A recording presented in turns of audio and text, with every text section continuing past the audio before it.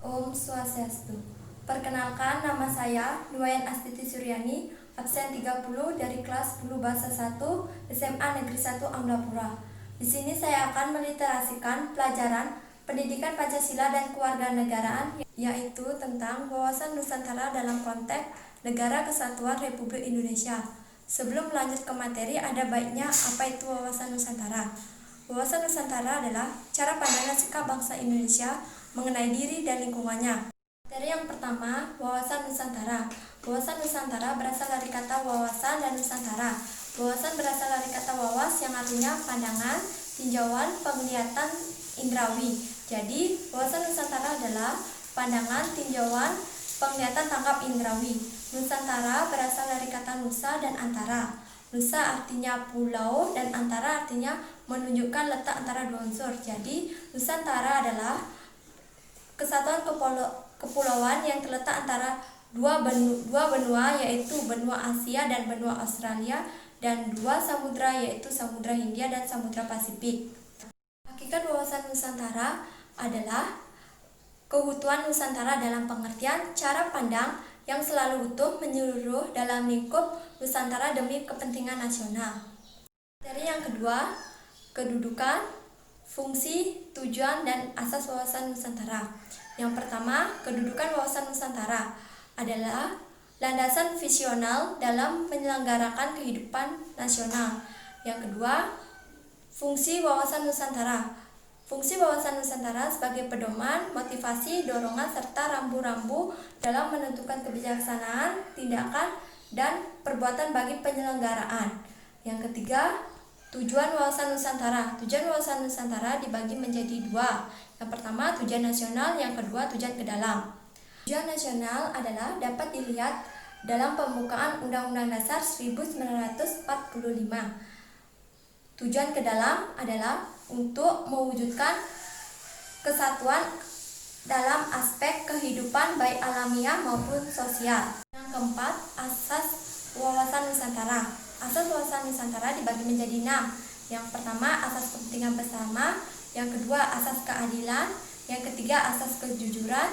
Yang keempat, asas solidaritas. Yang kelima, asas kerjasama. Dan yang keenam, asas kesetiaan. Tantangan implementasi wawasan Nusantara dibagi menjadi 5.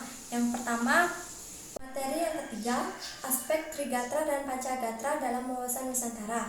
Aspek-aspek Trigatra ada 3. Yang pertama, letak dan bentuk geografis. Yang kedua, keadaan dan kemampuan penduduk. Dan keadaan kemampuan penduduk ada 3 faktor. Faktor yang pertama, faktor yang mempengaruhi jumlah penduduk. Yang kedua, faktor yang mempengaruhi komposisi penduduk. Yang ketiga, faktor yang mempengaruhi distribusi penduduk. Dan yang terakhir, keadaan dan kekayaan alam.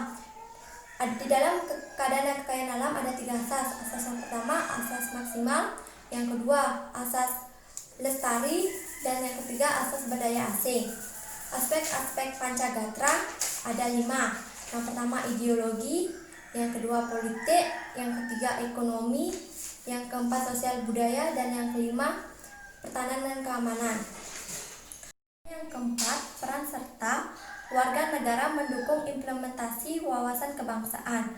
Wawasan Nusantara harus dijadikan arahan, pedoman, acuan, dan tuntutan bagi setiap warga negara. Karena itu, implementasi dan penerapan wawasan Nusantara harus tercermin pada pola pikir, pola sikap, dan pola tindak yang sesuai mendahulukan kepentingan bangsa daripada kepentingan pribadi atau golongan.